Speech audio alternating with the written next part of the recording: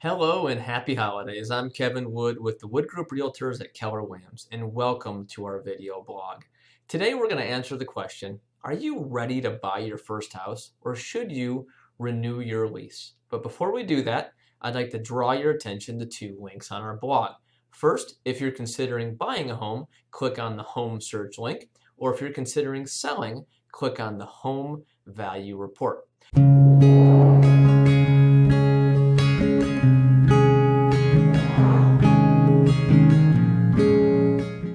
Well, the first thing to consider when buying a home is, are you ready for the financial commitment? I mean, let's not beat around the bush here.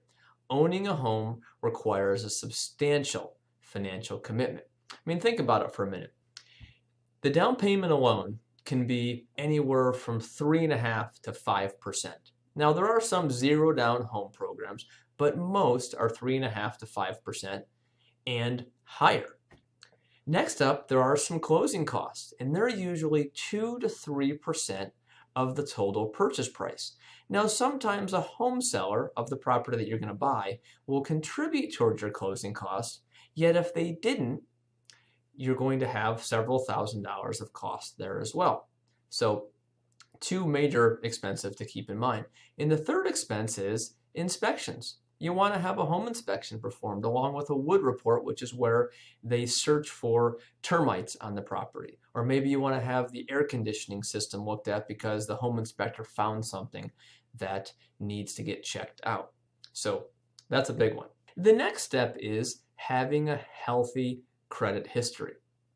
Now, you'll begin to qualify for a mortgage with a score of 620. However, if you want to get the best programs and the best rates available, you're going to need a credit score of at least 700. Therefore, if you haven't been having the best credit habits so far, now is the time to start developing them. Another question to ask yourself is, are you ready to make compromises? I mean, you may be prepared financially to handle a mortgage, to manage a mortgage, yet that house that you've envisioned might not meet what your budget is. Therefore, you had this idea of this big house with this big backyard, yet you may come to find that your budget is only going to allow for a smaller house or maybe a townhouse or something like that.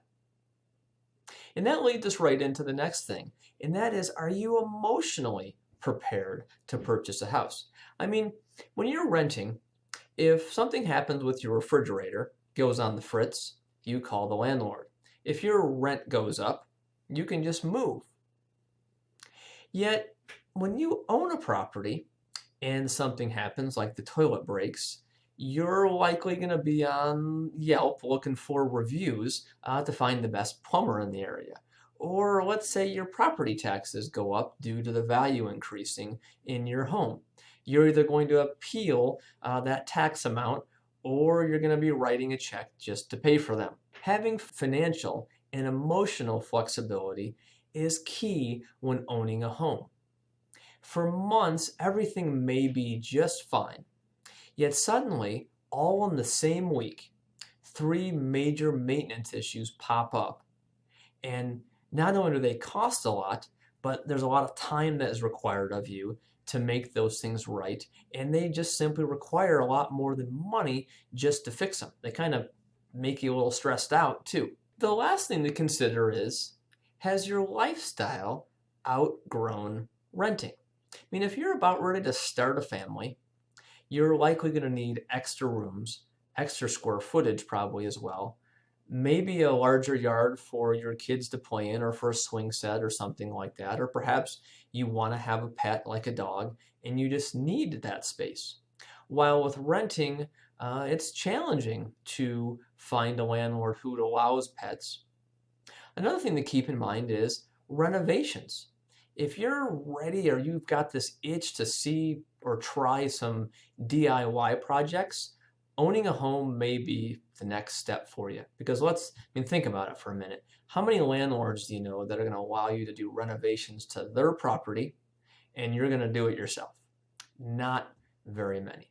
So with that said, if you are thinking about buying a house, in the next 6 to 12 months, I'd like to give you a free copy of my book. It's called Brilliant Buying, and it includes 101 money-saving tips when buying a home. And if you're considering selling a home, the same book flips right over, and there's 99 money-saving tips when selling your home. So that's all we have time for this week. I appreciate you tuning in, and we'll see you again next time.